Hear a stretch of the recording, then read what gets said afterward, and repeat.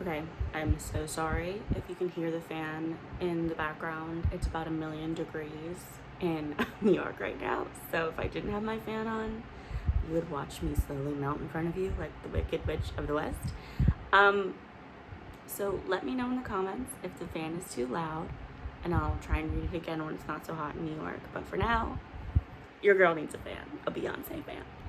And with that, here we go. Chapter 17. Anne's luck held. The Women's Missionary Auxiliary asked her if she would call on Mrs. George Churchill for her yearly contribution to the society. Mrs. Churchill seldom went to church and was not a member of the auxiliary, but she believed in missions and always gave a generous sum if anyone called and asked her for it. People enjoyed doing this so little that the members had to take their turn at it, and this year the turn was Anne's. She walked down one evening, taking a daisied trail across lots which led over the sweet, cool loveliness of a hilltop to the road where the Churchill farm lay, a mile from the glen. It was a rather dull road with gray snake fences running up steep little slopes, yet it had home lights, a brook, the smell of hayfields that run down to the sea, gardens. Anne stopped to look at every garden she passed. Her interest in gardens were perennial. Gilbert was wont to say that Anne had to buy a book of if the word garden were in the title. A lazy boat idled down the harbor, and far out a vessel was becalmed. Anne always watched an outward-bound ship with a little quickening of her pulses. She understood Captain Franklin Drew when she heard him say once, as he went on board his vessel at the wharf, "God, how sorry I am for the folks we leave on the shore." The big Churchill house, with the grim iron lacework around its flat mansard roof, looked down on the harbor and the dunes. Mrs. Churchill greeted her politely, if none too effusively, and ushered her into a gloomy and splendid parlor, the dark brown papered walls of which were hung with innumerable crayons of departed Churchills and Eliots. Mrs. Churchill sat down on a green plush sofa, folded her long, thin hands, and gazed steadily at her caller. Mary Churchill was tall and gaunt and austere. She had a prominent chin, deep-set blue eyes like Alden's, and a wide, compressed mouth. She never wasted words, and she never gossiped. So Anne found it rather difficult to work up to her objective naturally, but she managed it through the medium of the new minister across the harbor, whom Mrs. Churchill did not like. "He's not a spiritual man," said Mrs. Churchill coldly. "I've heard that his sermons are remarkable," said Anne. "I heard one, and do not wish to hear more. My soul sought food and was given a lecture. He believes that kingdom of heaven can be taken by brains. It cannot. Speaking of ministers, they have a very clever one at Lowbridge now. I think he's interested in my young friend, Stella Chase. Gossip says it will be a match." "Do you mean a marriage?" said Mrs. Churchill. Anne felt snubbed, but reflected that you had to swallow things like that when you were interfering in what didn't concern you. "I think it would be a very suitable one, Mrs. Churchill. Stella is especially fitted for a minister's wife. I've been telling Alden he mustn't try to spoil it." "Why?" asked Mrs. Churchill without the flicker of an eyelid. "Well, really, I'm afraid Alden would stand no chance whatever. Mr. Chase doesn't think anyone good enough for Stella. All Alden's friends would hate to see him dropped suddenly like an old glove. He's too nice a boy for that." "No girl ever dropped my son," said Mrs. Churchill, compressing her thin lips. "It was always the other way about. He found them out, for all their curls and giggles, their wrigglings and mincings. My son can marry any woman he chooses, Mrs. Blythe. Anyone." "Oh?" said Anne's tongue. Her tone said, "Of course I am too polite to contradict you, but you have not changed my opinion." Mary Churchill understood, and her white, shriveled face warmed a little as she went out of the room to get her missionary contribution. "You have the most wonderful view here," said Anne, when Mrs. Churchill ushered her to the door. Mrs. Churchill gave the gulf a glance of disapproval. "If you felt the bite of the east wind in winter, Mrs. Blythe, you might not think so much of the view. It's cool enough tonight. I should think you'd be afraid of catching a cold in that thin dress. Not but what it's a pretty one. You are young enough to still care for gods and vanities. I have ceased to feel any interest in such transitory things." Anne felt fairly well satisfied with the interview as she went home through the dim green twilight. "Of course one can't count on Mrs. Churchill," she told a flock of starlings who were holding a parliament in a little field scooped out of the woods. "But I think I worried her a little. I could see she didn't like having people think Alden could be jilted. Well, I've done what in me lies with all concerned except Mr. Chase, and I don't see what I can do with him when I don't even know him. I wonder if he has the slightest notion that Alden and Stella are sweethearting. Not likely. Stella would never dare take Alden to the house, of course. Now, what am I to do about Mr. Chase?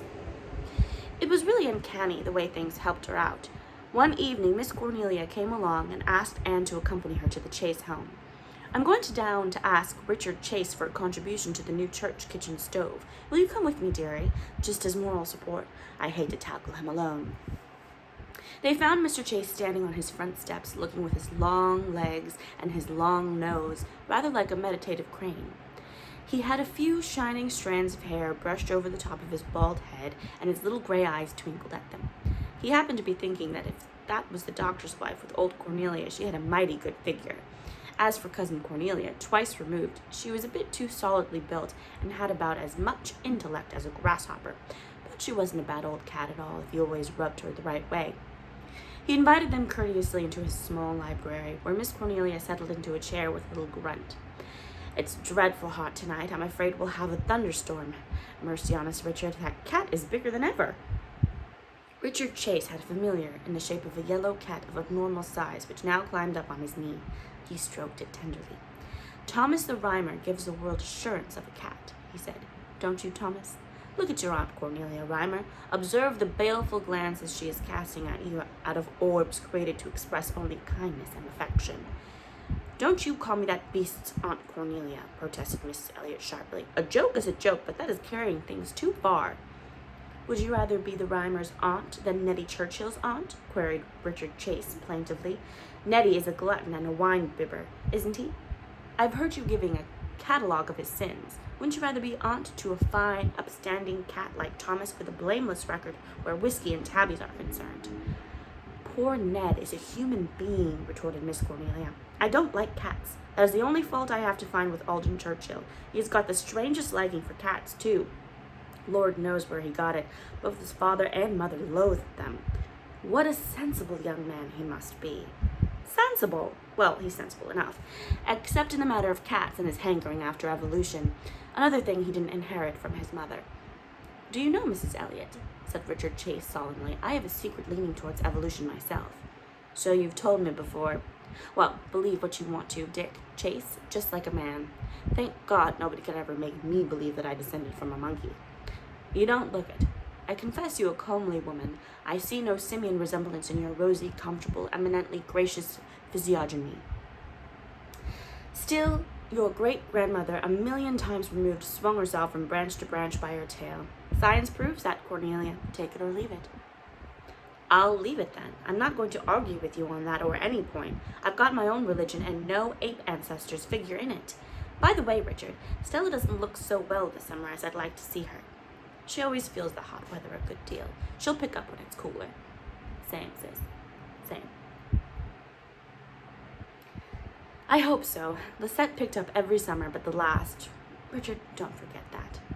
Stella has her mother's constitution. It's just as well she isn't likely to marry. Why isn't she likely to marry? I ask from curiosity, Cornelia.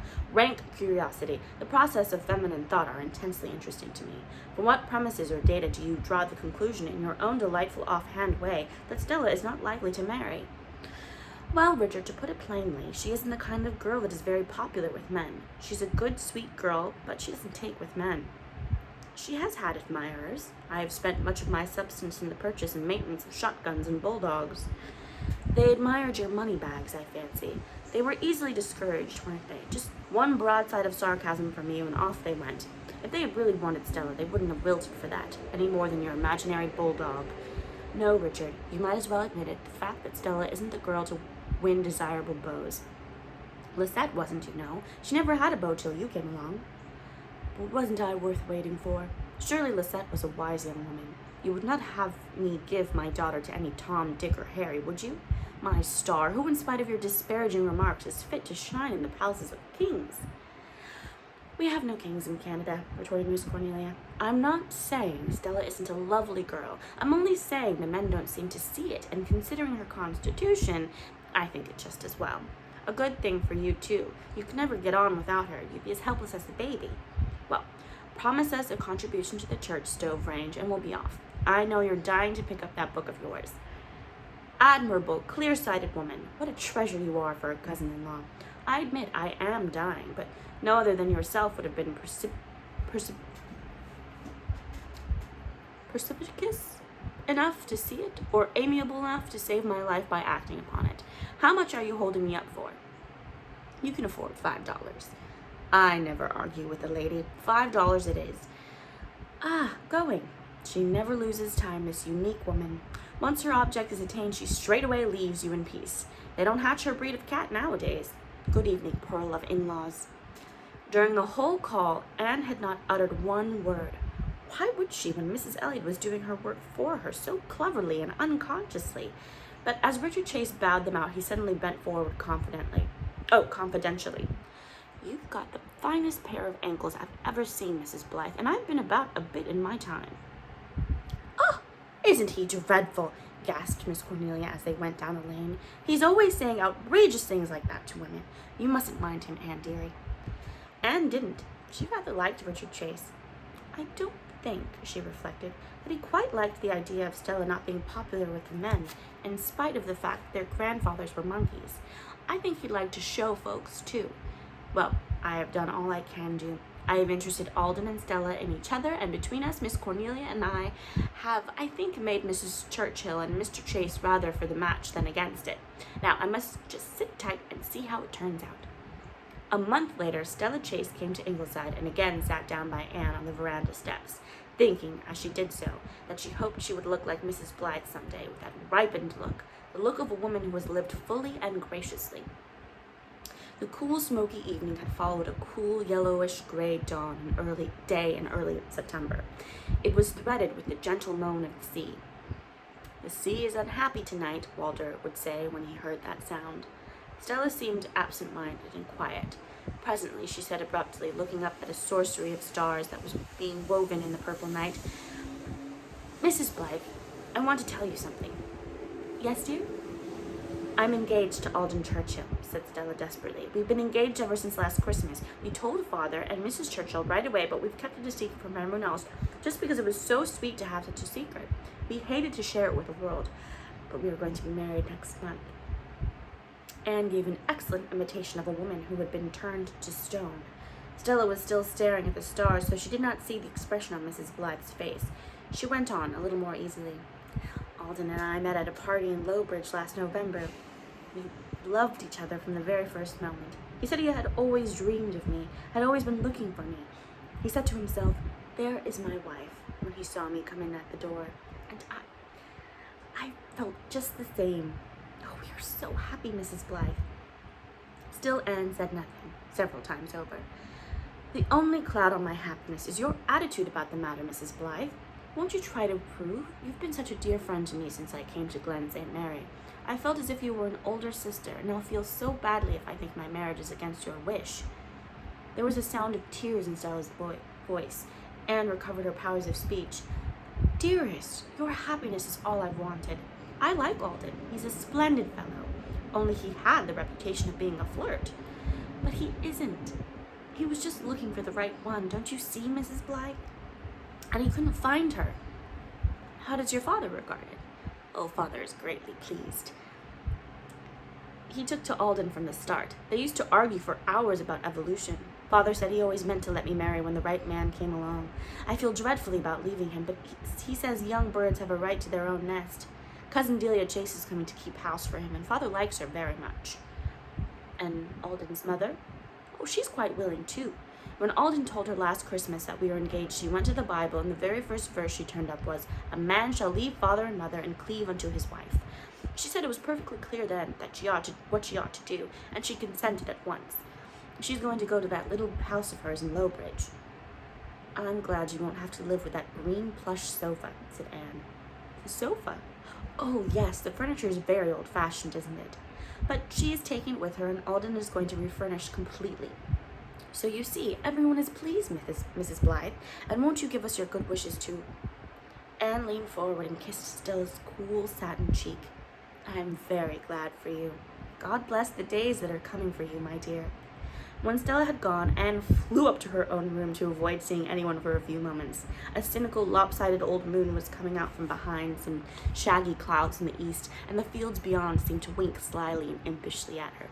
She took stock of all the preceding weeks. She had ruined her dining room carpet, destroyed two treasured heirlooms, and spoiled her library ceiling. She had been trying to use Mrs. Churchill as a cat's paw, and Mrs. Churchill must have been laughing in her sleeve all the time. "Who," asked Anne of the Moon, "has been made the biggest fool of in this affair? I know what Gilbert's opinion will be. All the trouble I've gone to bring about a marriage between two people who are already engaged. I'm cured of matchmaking, then. Absolutely cured. Never will I lift a finger to promote a marriage if nobody in the world ever gets married again. Well, there is one consolation. Jen Pringle's letter today saying she's going to marry Louis Stedman, whom she met at my party. The Bristol candlesticks were not sacrificed entirely in vain." Boys, must you make such unearthly noises down there?"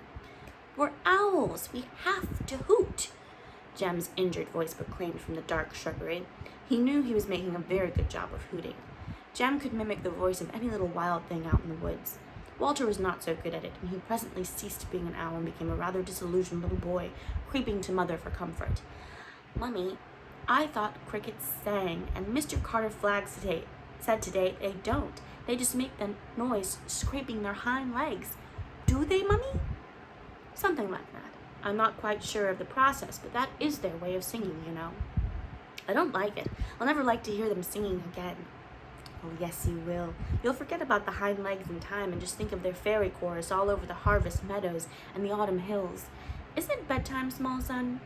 "Mummy, will you tell me a bedtime story that will send a cold chill down my spine and sit beside me afterwards till I go to sleep?"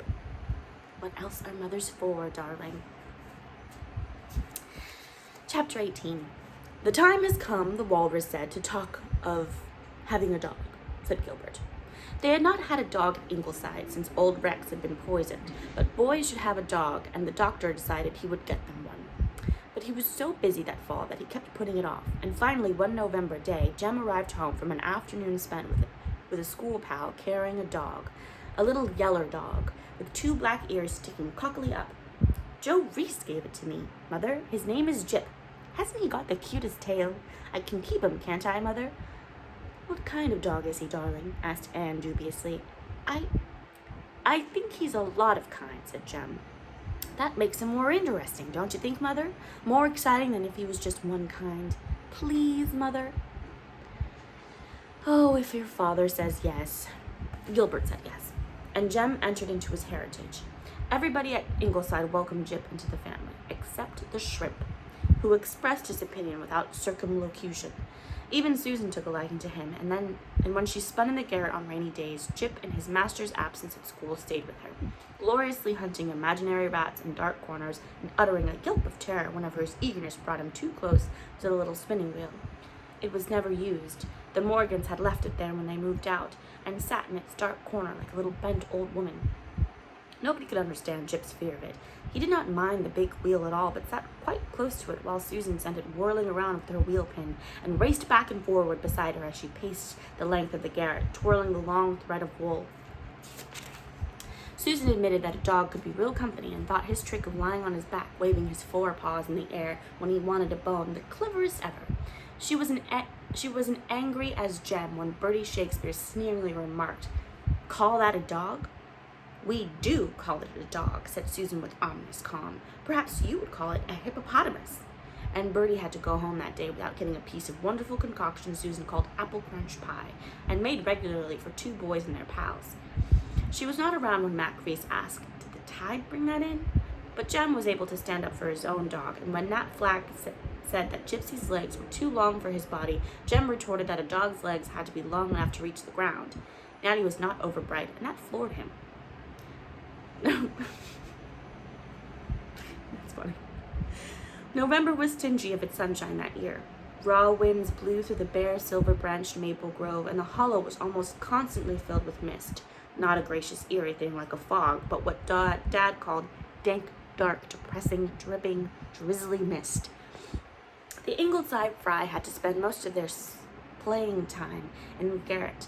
But they made delightful friends of 2 partridges that came every evening to a certain huge old maple apple tree, and 5 of their gorgeous jays were still faithful, clucking impishly as they ate the food that children put out for them. Only they were greedy and selfish and kept all the other birds away. Winter set in with December, and it snowed ceaselessly for 3 weeks. The fields beyond Ingleside were unbroken silver pastures. Fence and gateposts were tall white caps. Windows whitened with fairy patterns, and Ingleside lights bloomed out through the dim, snowy twilights, welcoming all wanderers home. It seemed to Susan that there had never been so many winter babies as there were that year, and when she left the doctor's bite in the pantry for him night after night, she darkly opined that it would be a miracle if he toughed it out till spring. The 9th Drew baby? As if there weren't enough Drews in the world already. I suppose Mrs. Drew will think it just the wonder we think Rilla, Susan. You will have your joke, Mrs. Doctor dear. But in the library or the big kitchen, the children planned out their summer playhouse in the hollow.